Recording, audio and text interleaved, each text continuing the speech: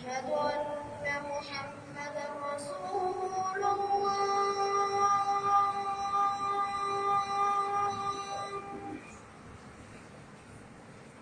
أشهد أن محمدا رسول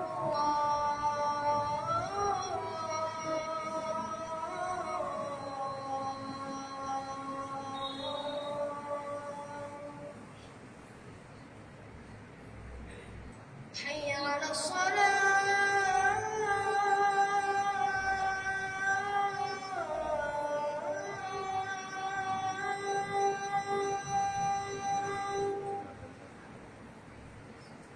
حي على الصلاة.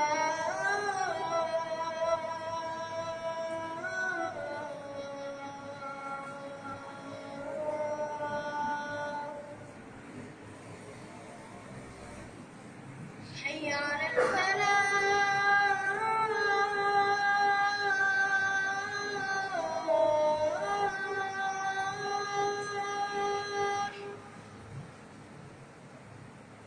حي على الفلاح.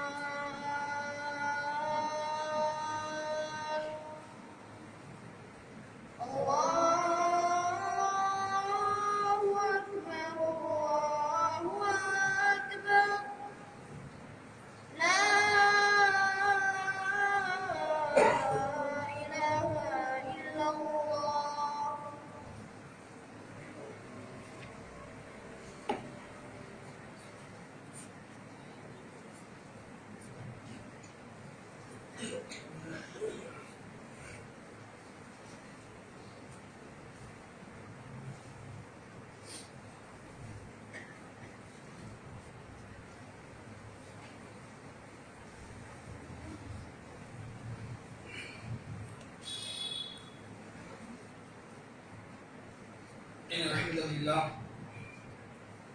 نحمده ونستعينه ونستغفره ونؤمن به ونتوكل عليه ونعوذ بالله من شرور أنفسنا ومن سيئات أعمالنا. من يهده الله فلا مضل له ومن يضلله فلا هادي له. أشهد أن لا إله إلا الله وأشهد أن محمدا عبده ورسوله. أما بعد، اللهم صل على محمد وعلى آل محمد كما صليت على إبراهيم وعلى آل إبراهيم إنك حميد مجيد. اللهم بارك على محمد وعلى آل محمد كما باركت على إبراهيم وعلى آل إبراهيم إنك حميد مجيد. فقد قال الله تعالى في القرآن الحكيم والفرقان المجيد: أعوذ بالله من الشيطان الرجيم. بسم الله الرحمن الرحيم. يا أيها الذين آمنوا اتقوا الله حق تقاته ولا تموتن إلا وأنتم مسلمون. அளவற்ற அருளாளனும் நிகரற்ற பேரன்புடையோனுமாகிய அல்லாஹுவை போற்றி புகழ்ந்து சாந்தியும் சமாதானமும் எம்பெருமானாகிய முஹம்மது நபிகள் நாயகம் ஸல்லல்லாஹு அலைஹி வஸல்லம் அவர்களின் மீதும்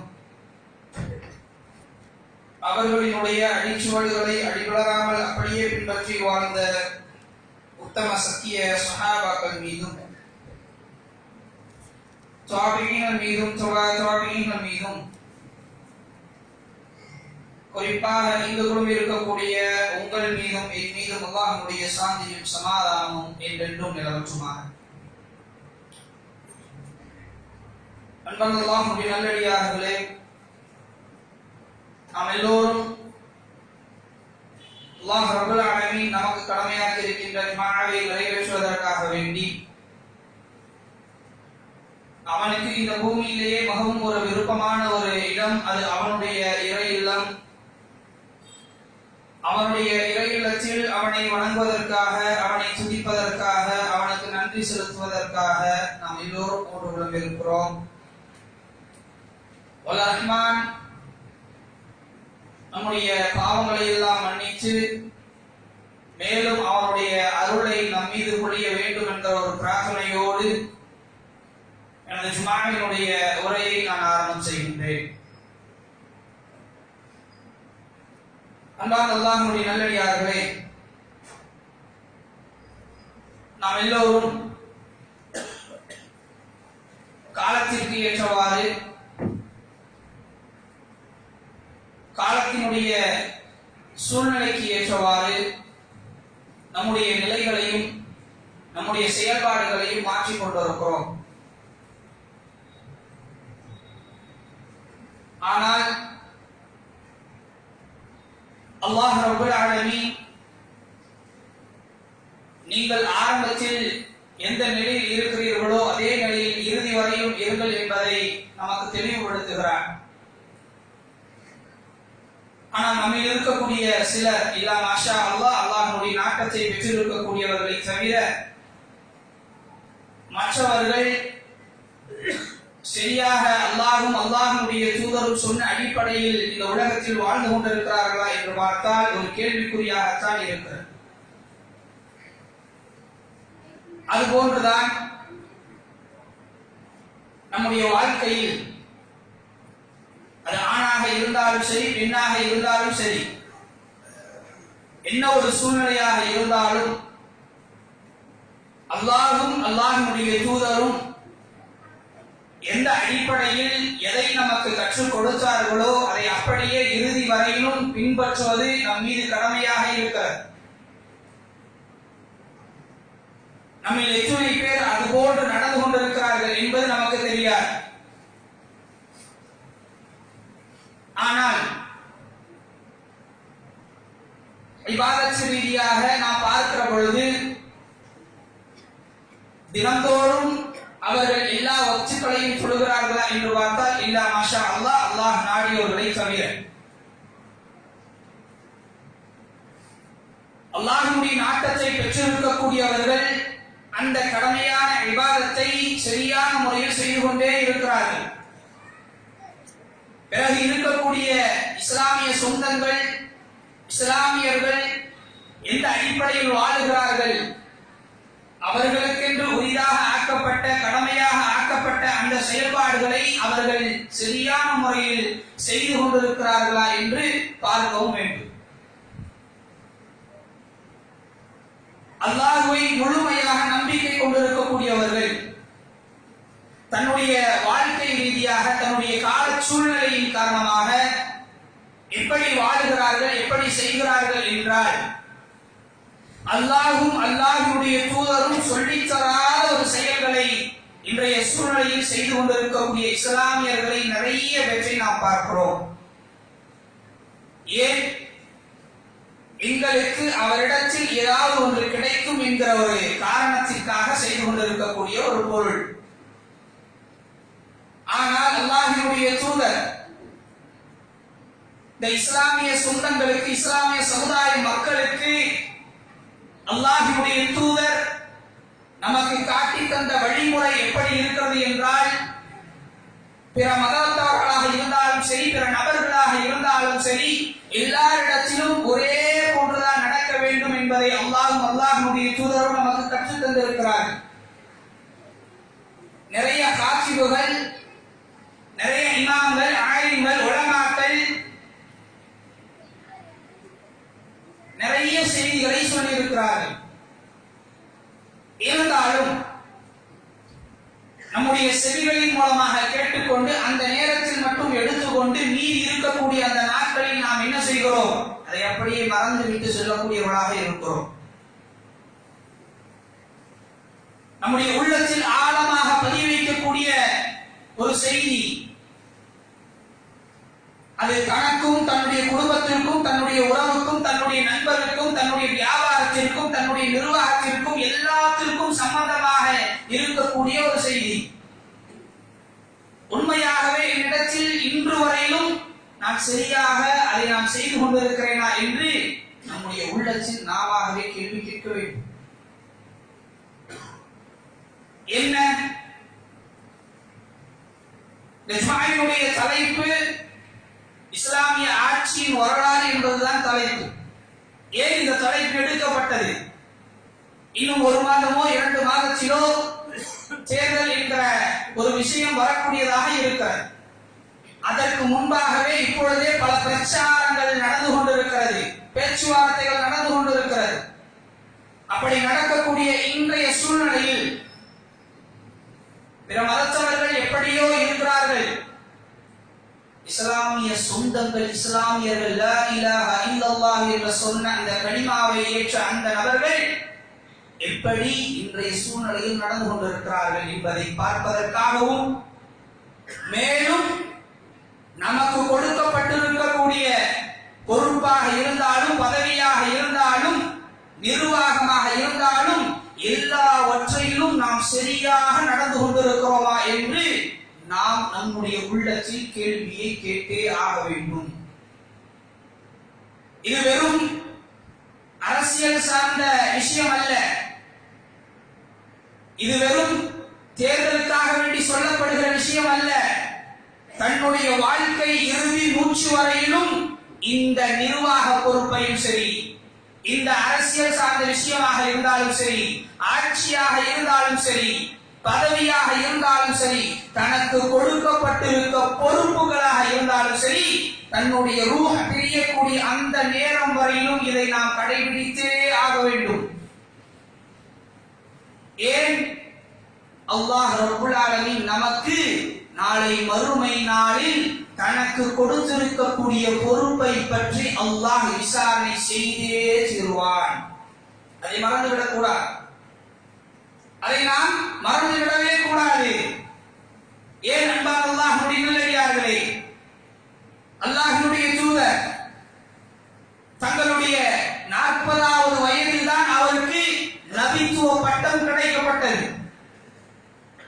அதற்கு பிறகு அல்லாஹ்வுடைய தூதர் 23 ஆண்டுகள் இந்த உலகத்திலே வாழ்ந்தார்கள். அந்த 23 ஆண்டுகளில் 13 ஆண்டுகள் மக்காவிலும் 10 ஆண்டுகள் மதீனாவிலும் அல்லாஹ்வுடைய தூதர் இருந்தார்கள். மக்காவில் வாழ்ந்த அந்த 13 ஆண்டு காலம் அல்லாஹ்வுடைய தூதர் எந்த சூழ்நிலையில் கொண்டும் இந்த அரசியலையும் ஆட்சியையும் அல்லாஹ்வுடைய தூதர் எடுத்து வைப்பதே கிடையாது.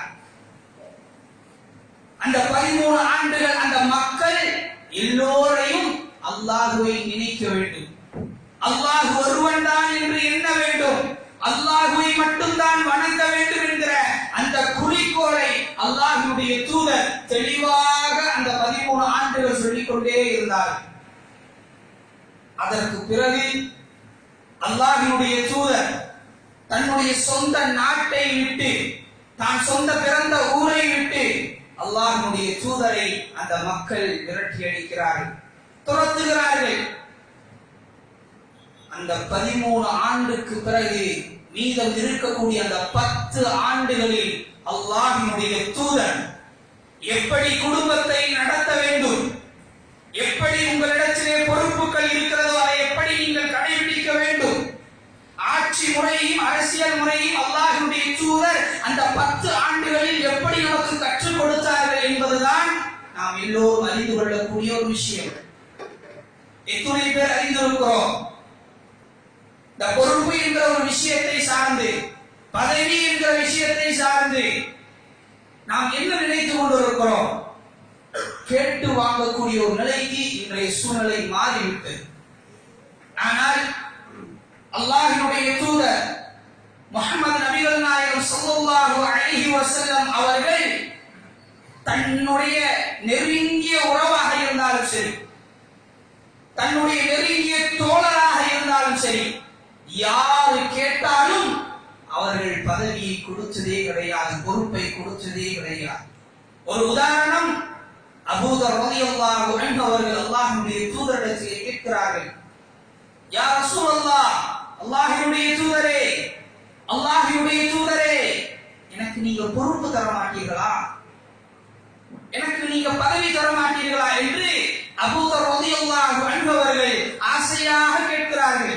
அல்லாஹ்வுடைய தூதருடைய எச்சரிக்கை பாருங்கள். அல்லாஹ்வுடைய தூதருடைய எச்சரிக்கை, அல்லாஹ்வுடைய தூதர் சொன்ன வார்த்தை, அபூதரே நீங்கள் பலகீனமானவர்கள், நீங்கள் பலகீனமானவர்கள். நாளை மறுமை நாளில் அந்த பொறுப்பு உங்களுக்கு எதிராக வந்துவிடும். யார் அல்லாஹ்வினுடைய சட்ட திட்டங்களை, அல்லாஹ்வின் மீது உள்ள தக்வாவோடு அந்த பொறுப்புகளை நிறைவேற்றினார்களோ அவர்களை தவிர மற்றவர்கள் எல்லோருக்கும் அந்த பொறுப்பு எதிராக வந்து இருக்கும் என்று அல்லாஹ்வுடைய தூதர் சொல்கிறார். பொறுப்பு என்பது, பதவி என்பது, நிர்வாகம் என்பது, ஆட்சி என்பது எல்லாம் ஒன்றுதான். ஆட்சி என்பதை காட்டி ஒரு மடங்கு மேலே சென்று மக்களுக்கு வேலை செய்யக்கூடிய ஒரு நிலை, அவ்வளவுதான். மற்ற எல்லாம் ஒன்றுதான். குடும்பத்தில் நமக்கு ஒரு பொறுப்பு, ஒரு பதவி, ஒரு நிர்வாகத்தில், அது பள்ளியாக இருந்தாலும் பள்ளிக்கூடங்களாக இருந்தாலும் பல என்ன நிர்வாகமாக இருந்தாலும் அது நமக்கு கொடுக்கப்பட்டு இருக்கக்கூடிய ஒரு பதவி. இப்படி எந்த விஷயமாக இருந்தாலும் தனக்கு கொடுக்கப்பட்டிருக்கக்கூடிய அந்த பொறுப்பை நாளை மறுமையில் விசாரிக்கப்பட்டே ஆவார்கள். இங்க இருக்கக்கூடியவர்கள் எல்லோரும் பொறுப்புதாரிகள். பொறுப்பிலே இருக்கிறோம், ஒரு பதவியிலே இருக்கிறோம்.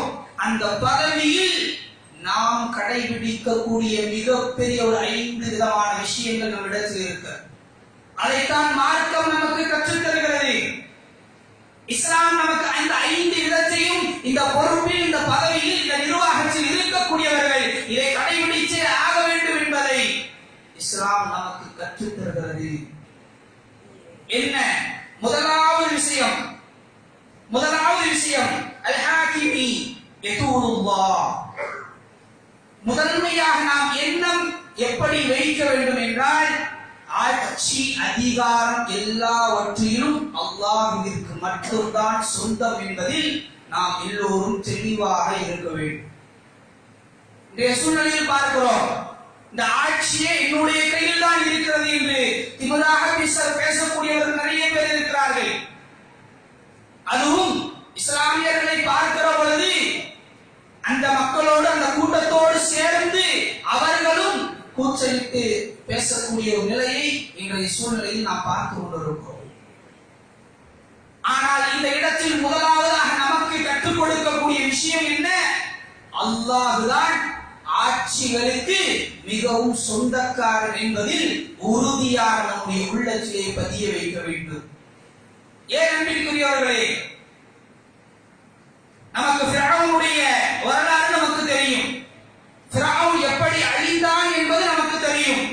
அனா ரப்புக்கும் அலா, நான் தான் உங்கள் எல்லோருக்கும் இறைவன், கடவுள் என்று சொன்னவன், நான் தான் உங்களுக்கு ஆட்சியாளர் என்று சொன்னவன், நான் தான் இந்த ஆட்சியை நடத்தக்கூடியவன் என்று சொன்னவன். அப்படிப்பட்ட ஒரு ஆட்சியாளனை அல்லாஹ் ரப்புல் ஆலமீன் எப்படி அழித்தான் என்பதை அந்த வரலாறு நமக்கு சொல்லக்கூடியதாக இருக்கிறது. ஏன்? அவனுடைய ஆணவம், அவனிடத்தில் இருக்கக்கூடிய பெருமை, என்னை அழிப்பதற்கு யாருமே கிடையாது என்ற அந்த விஷயத்தில் அவன் உறுதியாக இருந்தான். ஆனால் கடைசியாக அவனுடைய மரணம், அந்த மரண நேரத்தில் அவன் சொன்னான், அல்லாஹ்வை நம்பிக்கை கொள்கிறேன் என்று சொன்னான். அப்போது அல்லாஹ் சொல்லுகிறான், அப்போது அல்லாஹ் சொன்ன வார்த்தை, பிறகு வரக்கூடிய சமுதாயம், பிறகு வரக்கூடிய சமூகம் உன்னை ஒரு அத்தாட்சியாக நான் காட்டுவேன் என்று அல்லாஹ் ரப்புல் ஆலமீன் சொன்னானே. எதற்காக வேண்டி? ஆட்சி அதிகாரம் என்பது மனிதர்களுக்கு உரியது அல்ல, அல்லாஹ்விற்கு மட்டும்தான் சொந்தம். அல்லாஹ் ரப்புல் ஆலமீன் பல இடங்களில் வஸ்ஸமாவாதி வல் அர்த், வானங்களிலும் பூமியிலும் ஆட்சி எனக்கு தான் உரியது என்று பல இடங்களில் சொல்கிறார். நாம் எல்லோரும் சூரத்துல் ஃபாத்திஹாவிலே 3வது வசனமாக ஓதக்கூடியது மாலிகி யௌமித்தீன், அந்த நியாய தீர்ப்பு நாளில் நான் தான் அரசன், நான் தான் அதிபதி, நான் தான் ஆட்சியாளர் என்று அல்லாஹ் ரப்புல் ஆலமீன் பதிய வைக்கிறார். யோசித்து பாருங்கள், நிறைய பேருடைய உள்ளத்தில் ஆட்சி என்பது என்னிடத்தில் இருக்கிறது என்று நினைத்துக் கொண்டிருக்கிறார்கள். அவர்களுக்கு துணைவாக நம்முடைய இஸ்லாமிய சொந்தங்களும் சென்று கொண்டிருக்கிறது. இஸ்லாம் என்ன சொல்லி தருகிறது? அதை நாம் தெரிந்து கொண்டே ஆக வேண்டும். அது யாராக இருந்தாலும் சரி, அவர்கள் எப்படிப்பட்டவர்களாக இருந்தாலும் சரி, இஸ்லாம் என்ன சொல்லி தருகிறதோ, அல்லாஹ் என்ன சொல்லி இருக்கிறானோ அதை மட்டும் தான் நாம் எடுத்து நடக்க வேண்டும். வேறு யார் சொல்வதும் கேட்கக்கூடாது. இரண்டாவதாக சொல்லக்கூடிய விஷயம் என்ன? அல்-ஆதில், நீதம். இந்த நீதம் என்கிற விஷயத்தில் ஆட்சி என்பது மட்டும் அமைவது கிடையாது. குடும்பம் அமையும், உறவுகள் அமையும், நண்பர்கள் அமையும், வியாபாரம் அமையும், நிர்வாகம் அமையும். இப்படி பலவிதமாக இந்த நீதியை சார்ந்து அமையக்கூடிய விஷயங்களாக இருக்கிறது. ஆனால் இந்த சூழ்நிலையில் பார்க்கிற பொழுது தன்னுடைய உறவுகள், தன்னுடைய குடும்பங்கள் ஏதாவது ஒரு தவறு செய்திருந்தால், அது என்னுடைய தாய், அவர் என்னுடைய தந்தை, அவர் என்னுடைய பிள்ளை, என்னுடைய மனைவி, அவர்கள் தவறே செய்திருந்தாலும் அதை அவர்கள் சுட்டி காட்டுவது கிடையாது. அல்லாஹ்வுடைய தூதர் முஹம்மது நபிகள் நாயகம் ஸல்லல்லாஹு அலைஹி வஸல்லம் அவர்கள் என்ன சொன்னார்கள்? வல்லாஹி, அல்லாஹ்வின் மீது சத்தியமிட்டு சொல்லுகிறேன், அல்லாஹ்வின் மீது சத்தியமிட்டு சொல்லுகிறேன், என்னுடைய மகள் ஃபாத்திமா திருடினாலும் நான் கையை விட்டுவேன். ஏன்? எந்த ஆட்சியாளர் அப்படி சொல்ல முடியும்? இஸ்லாமிய ஆட்சியினுடைய வரலாறுகளை நாம் படிக்கின்ற பொழுது நம்முடைய உள்ளம் எல்லாம் தெளிவாக ஆகிவிடும். இப்படித்தான் வரலாறு இருக்கிறதா, இப்படித்தான் மார்க்கம் கற்றுக் கொடுக்கிறதா என்று நாம் தெளிவாக ஆகிவிட முடியும். ஆனால் நாம் என்ன செய்கிறோம்? நம்முடைய குடும்பத்தை பார்க்கிறோம், நம்முடைய குடும்பத்தினுடைய நிலையை பார்க்கிறோம். நமக்கு அசிங்கமாக போய்விடுமோ என்கிற ஒரு அந்த வார்த்தைக்கு பயந்து நாம் நின்று கொண்டிருக்கிறோம். ஆனால் அல்லாஹ்வுடைய தூதர் சொன்ன வார்த்தை, என்னுடைய மகள் திருடினாலும் அவருடைய கையை நான் விட்டுவேன் என்று சொன்னார்கள். அதுதான் தன்னிடத்தில் இருக்கக்கூடிய ஒரு நீதம். யாருமே அதை கடைபிடிக்கிறார்? யார் அதை கடைபிடிக்கிறார்கள்? ஒரு பொறுப்புதாரி, ஒரு பதவியில் இருக்கக்கூடியவர், ஒரு நிர்வாகத்தில் இருக்கக்கூடியவர், ஒரு ஆட்சியாளர், ஒரு ஜனாதிபதி, அல்லாஹ்வுடைய தூதர் இப்படிப்பட்ட ஒரு வார்த்தையை சொல்லுகிறார்கள் என்றால் நாம் என்ன செய்ய வேண்டும்? அல்லாஹ்விற்காக என்ன செய்ய வேண்டும்? அல்லாஹ்விற்காக சொல்லுங்களேன். என்னுடைய தாய் இந்த தவறு செய்தார்கள், இந்த வார்த்தையை சொன்னார்கள், என்னுடைய பெற்றோர்கள் இந்த நிலையில் இப்படி இருந்தார்கள் என்பதை நாம் உறுதியாக அல்லாஹ்விற்காக சொல்லுங்கள். நிச்சயமாக அல்லாஹ் ரப்புல் ஆலமீன் இந்த உலகத்தில் கிடைத்த பதவியை விட நாளை மறுமை நாளிலே அல்லாஹ் மிகப்பெரிய ஒரு பதவி வைத்திருப்பார். அதுதான் ஒவ்வொரு பொறுப்புதாரிடத்திலும் இருக்கக்கூடிய மிகப்பெரிய ஒரு கண்ணியம். இந்த கண்ணியம் நமக்கு வேண்டாமா? இந்த கண்ணியத்தை நாம் பெற வேண்டாமா? மூன்றாவதாக இருக்கக்கூடிய விஷயம் மசாவா, எல்லாரையும் சமமாக பார்ப்பது. எல்லோரையும் சமமாக பார்ப்பது எப்படி? அல்லாஹ் ரப்பல் ஆலமீன் அவனுடைய திருமறையில் கூறியது போன்று, யா அய்யுஹன் நாஸ், ஒட்டுமொத்த மனிதர்களையும் அல்லாஹ் சொல்லுகின்றானே, யா அய்யுஹன் நாஸ் இன்னா ஹலக்னாகும் மின் ذكر والانثى, உங்களை ஒரு ஆணில் இருந்தும் ஒரு பெண்ணில் இருந்தும் படைத்தோம் என்பதை அல்லாஹ் தெள்ளத் தெளிவாக சொல்லிவிட்டானே. அதுதான் இதற்கு என்ன உதாரணம்? ஆட்சியிலே மிக சிறந்த ஒரு ஆட்சி என்று நாம் எல்லோரும் கேள்விப்பட்டிருப்போம். யாருடைய ஆட்சி? உமர் பின் அல்-கத்தாப் ரலியல்லாஹு அன்ஹுவுடைய ஆட்சி. அந்த ஆட்சியில் நடந்த ஒரு சம்பவம், எல்லோரையும் சமமாக பார்க்க வேண்டும் என்று இஸ்லாம் கற்றுத் தருகிறது.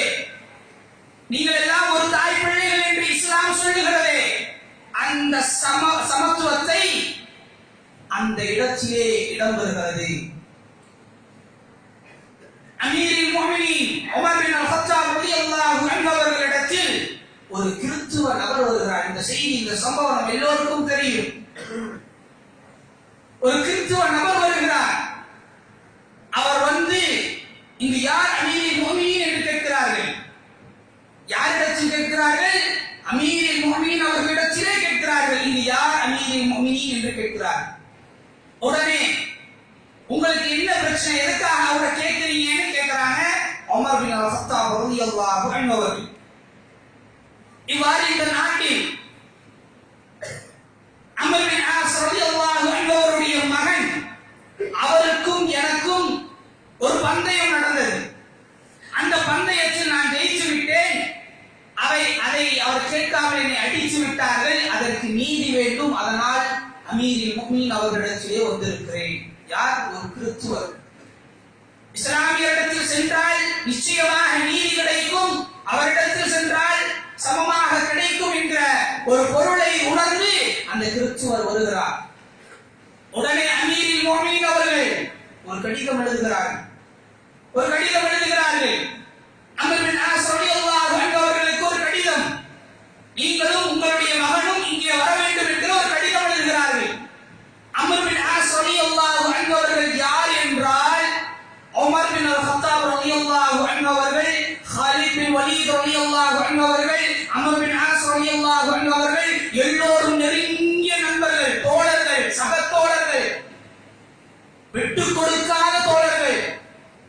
அப்படி தோழருடைய மகன் தவறு செய்திருக்கிறார். உடனே வருகிறார். வந்த உடனே என்ன என்ற ஒரு செய்தி அவரிடத்திலே சொல்லப்படுகிறது. உடனே உமர் பின் அல்-கத்தாப் ரலியல்லாஹு அன்ஹு அவர்கள் என்ன நினைப்பார்கள்? அல்லாஹ்விற்கு பயந்து கொண்டு அந்த நேரத்திலே, அந்த இடத்திலே தன்னிடத்தில் இருந்த அந்த கம்பை கொடுத்து, நீங்கள் அந்த நபரை அடியுங்கள் என்று கொடுக்கிறார்கள். யாரிடத்தில்? கிறிஸ்துவ நபரிடத்திலே கம்பை கொடுத்து அம்ர் பின் ஆஸ் ரலியல்லாஹு அன்ஹு அவருடைய மகனை அடியுங்கள் என்று சொல்லுகிறார். எப்படிப்பட்ட ஒரு நிலையை பாருங்கள். அவர் நினைத்திருந்தால் என்னுடைய தோழருடைய மகன், அதுவும் இஸ்லாமியராக இருக்கக்கூடியவர், அதை அப்படியே விட்டிருக்கலாம். ஆனால் அல்லாஹ்வுடைய தூதர் இந்த மார்க்கத்தில், இந்த உலகத்தில் இருக்கக்கூடியவர்களுக்கு எல்லோருக்கும் சமம் என்கிற அந்த அர்த்தத்தை கொடுத்ததினால், கற்றுக் கொடுத்த அந்த பாடத்தினால் உமர் பின் அல்-கத்தாப் ரலியல்லாஹு அன்ஹு அவர்கள் நாளை மறுமையை நினைத்து அல்லாஹ் நம்மை தண்டித்து விடுவானோ என்கிற அந்த பயத்தை உணர்ந்து அவர்கள் உடனடியாக தண்டனை கொடுத்தார்கள். நாம யோசித்து பாருங்க, நம்முடைய சூழ்நிலை யோசித்து பாருங்க. நம்முடைய நண்பர் ஒருவர் தப்பு செய்திருக்கிறார், விட்டே கொடுக்க மாட்டோம். என்னுடைய நண்பர் செய்யவே மாட்டார். என்ன சாட்சி? எந்த சாட்சி இருக்கார்? ஆனால் அவர் சாட்சியே இல்லாமல் வந்திருந்தார். அப்படிப்பட்ட ஒரு சூழ்நிலையில் அவருக்கு கிடைத்த மிகப்பெரிய ஒரு பரிசு, நிம்மதியாக அவருக்கு நீதி கிடைத்தது என்று சென்றார்கள் அந்த கிறிஸ்துவ நபர். நாமும் அந்த நம்முடைய குடும்பத்தை நினைத்து பார்க்க வேண்டும், நீதியை பார்க்க வேண்டும், சமமை பார்க்க வேண்டும், எல்லாத்தையும் பார்க்க வேண்டும். ஏனென்றால் நாம் எல்லோரும் ஒரு பொறுப்பில், ஒரு பதவியில், ஒரு நிர்வாகத்தில் இருக்கிறோம். எல்லோருக்கும் சமம் என்கிற ஒரு அங்கீகாரத்தை கொடுக்க வேண்டும். அப்படி கொடுத்தால்தான் நாம் உண்மையாகவே இஸ்லாமிய அந்த வழிமுறையில் இருக்கக்கூடிய அந்த செயல்பாடுகளை சரியாக செய்து கொண்டே இருக்கிறோம் என்கிற ஒரு அர்த்தத்தை உணர முடியும். நான்காவதாக இருக்கக்கூடிய மஷூரா. சோரா என்று சொன்னால் மஷூரா, ஒருங்கிணைந்து ஒன்றாக கூடி ஆலோசனை செய்வது. இன்றைய சூழ்நிலையில் பார்க்கிற பொழுது உண்மையாகவே இல்ல மாஷா அல்லாஹ், அல்லாஹ் நாடியவர்களை தவிர மற்றவர்கள் ஒரு பொறுப்பில் இருக்கிறார்கள், ஒரு தலைமை பொறுப்பிலே இருந்தாலும் கூட தனக்கு ஒரு யோசனை செய்கிறது, அப்படியே அறிவிப்பு செய்யக்கூடிய ஒரு நிலை. அப்படி இஸ்லாம் கற்றுத் தரவில்லை. ஒரு யோசனை வருகிறதா, இந்த செயலை செய்ய வேண்டுமா, யாரெல்லாம் இதற்கு சம்பந்தமானவர் எல்லோரையும் அழைத்து மார்க்கம் என்ன சொல்லுகிறதோ அதை அப்படியே பின்பற்றி, இப்படி செய்தால் இது நல்லதாக இருக்கும், இப்படி செய்தால் இது நல்லதாக இருக்கும் என்று மாறி மாறி மாறி மாறி ஆலோசனை சொல்லக்கூடிய ஒரு நிலை இருக்கும். அது எது சிறந்ததோ அதை அப்படியே செய்யக்கூடியதுதான் உண்மையாக ஷூரா என்று சொல்லப்படுகிற ஆலோசனை கூட்டம். ஆனால் இன்றைய சூழலை பார்க்கிற பொழுது அப்படி கிடையாது. எது வருகிறதோ அதை அப்படியே செய்வது, எது யோசனைக்கு வருகிறதோ அப்படியே செய்வது, இரவு நேரத்தில் அப்படியே வேண்டிய சூழ்நிலை இருந்து கொண்டிருக்கிறது. ஆனால் மார்க்கம் என்ன சொல்கிறது? ஆலோசனை செய்ய வேண்டும். குடும்பத்தில் ஒரு பிரச்சனையா, தனக்கு ஒரு முடிவு வந்துருச்சு, நான் சொல்வதுதான் சரி என்று சொல்வது அல்ல, மஷூரா செய்ய வேண்டும். எல்லோரும் சேர்ந்து, மனைவி, பிள்ளை, பெற்றோர், உறவுகள் எல்லாம் சேர்ந்து இந்த பிரச்சனையா என்ன தீர்வு, என்ன செய்யலாம் என்கிற ஒரு மஷூரா வேண்டும்.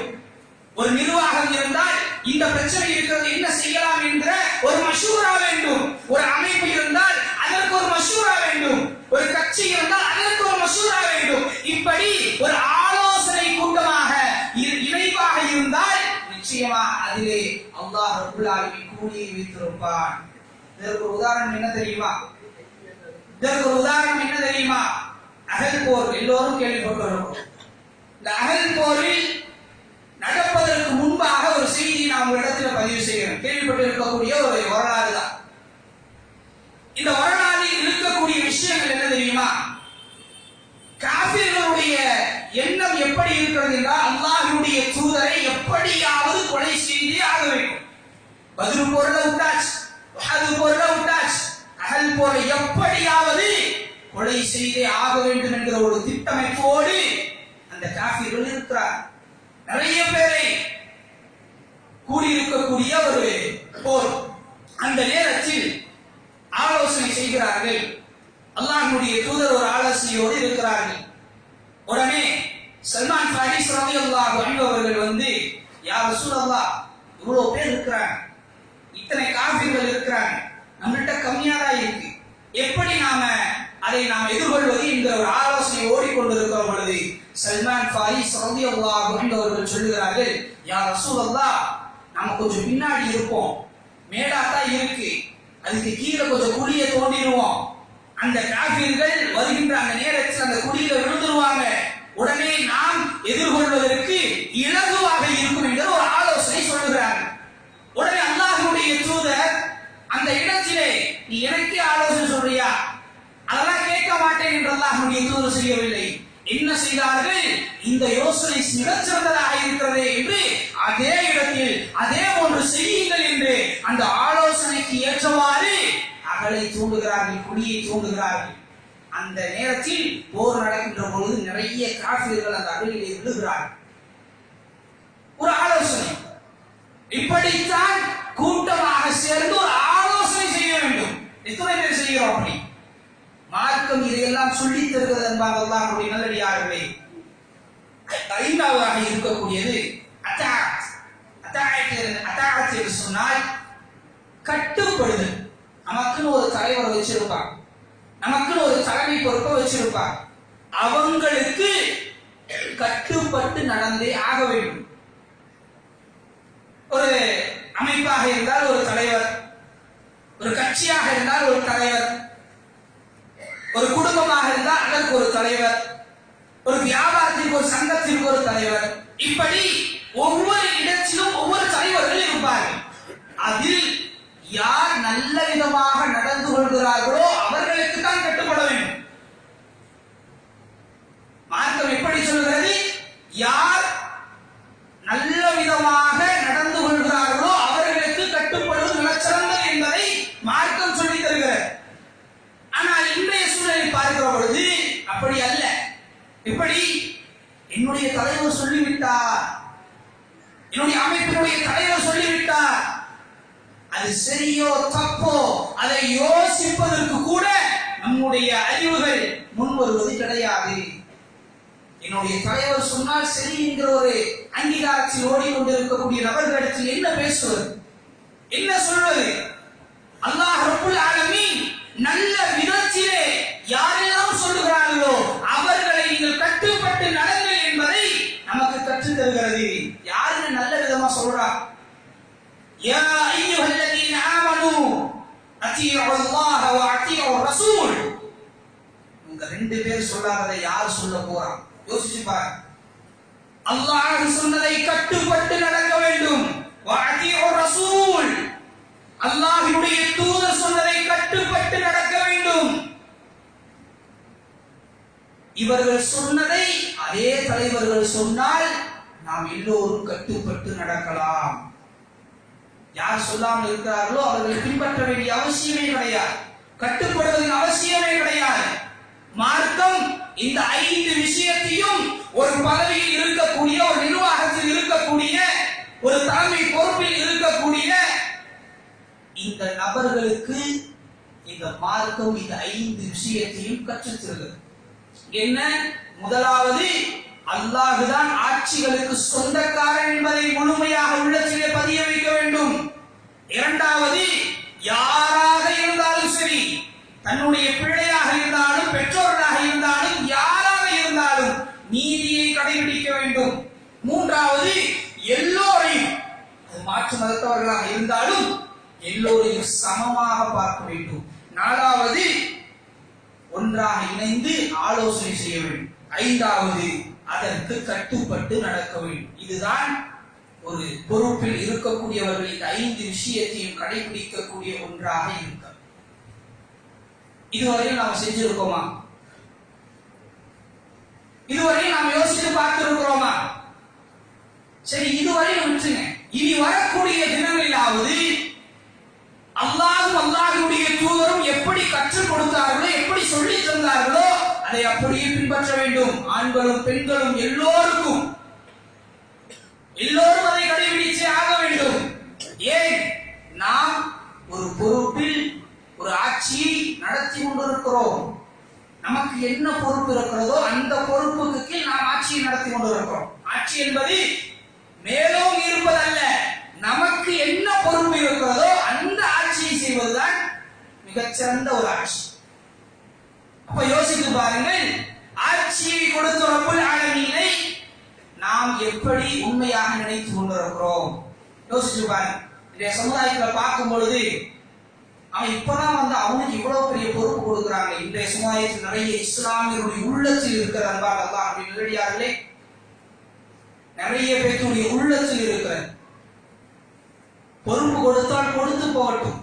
அந்த பொறுப்பை அவர்கள் சரியாக செய்யவில்லை என்றால் மறுமையில் அவர்கள் தான் நிற்கக்கூடியவர்களாக இருப்பார்கள். நமக்கு தரல சந்தோஷம், அல்ஹம்துலில்லாஹ், நிம்மதியாக போய்விடலாம். பொறுப்பு கொடுத்தாலே போதும், பொறுப்பு வந்தாலே போதும். அது செய்யவில்லையா, இது செய்யவில்லையா, இது செய்ய வேண்டும், அது செய்ய வேண்டும், அங்கு போக வேண்டும், அங்கு போக வேண்டும் என்று இந்த பொறுப்பில் இருக்கக்கூடிய நிறைய விதங்கள் இருக்கிறது. கிடைக்கவில்லை என்றால் அல்ஹம்துலில்லாஹ், நாம் மறுமையில் அல்லாஹ்விடத்தில் இதிலிருந்து தப்பித்து விட்டோம் என்கிற மன திருப்தியோடு இந்த உலகத்தில் இருந்து விடலாம். பொறுப்பு கிடைத்து விட்டால் நாம் மறுமையில் அல்லாஹ்விடத்தில் நிச்சயமாக பதில் சொல்லியே ஆகும். யோசித்து பாருங்கள், நாம் எல்லோரும் அல்லாஹ்வுடைய மிக சிறந்த ஒரு நல்ல எண்ணத்தோடு அல்லாஹ் ரப்பல் ஆலமீன் இந்த உலகத்தில் நம்மை கண்ணியமாக வைத்திருக்கிறான். ஆக இந்த கண்ணியத்தோடு இந்த உலகத்தில் வாழ்ந்து மரணிக்கக்கூடிய ஒரு வாய்ப்பை அல்லாஹ் ரஹ்மான் உங்களுக்கும் எனக்கும் தந்தல் புரிவானாக.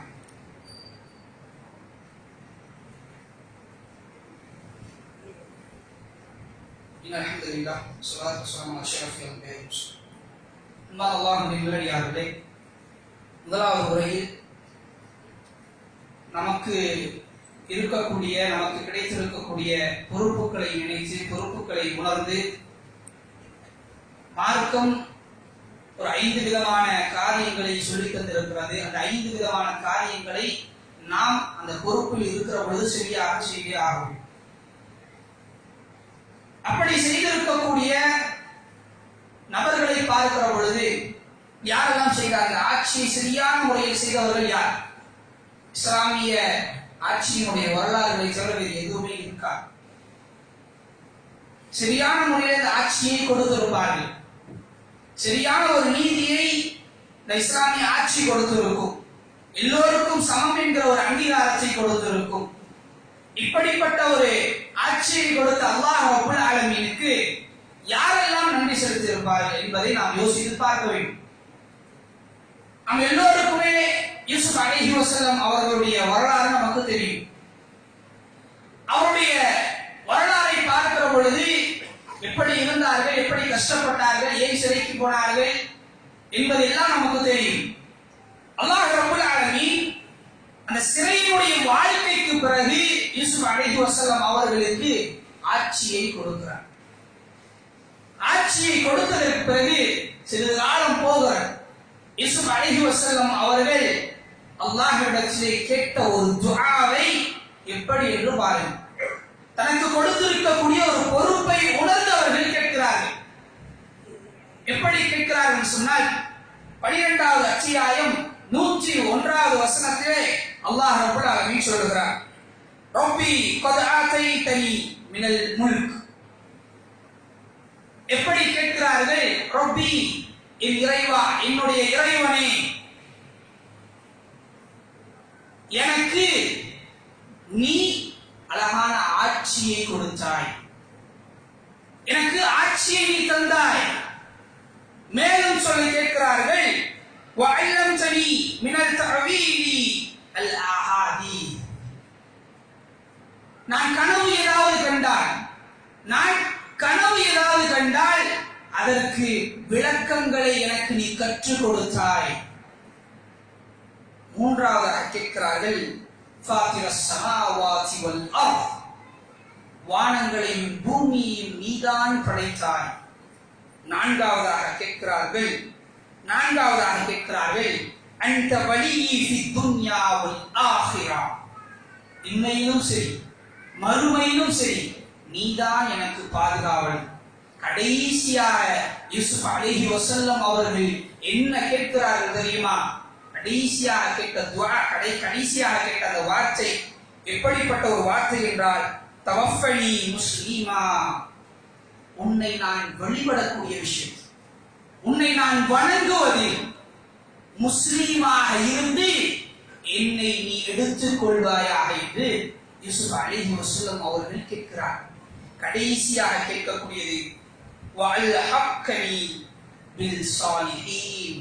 நல்லோர்களோடு, நல்ல அடியார்களோடு என்னையும் நீ ஆக்கி அருள் புரிவாயாக என்று யூசுப் அலைஹி வஸல்லம் அவர்கள் தனக்கு கொடுத்த அந்த ஆட்சியை உணர்ந்து அவர்கள் கேட்ட துஆ, தனக்கு கொடுத்த பொறுப்பை உணர்ந்து கேட்ட துஆ.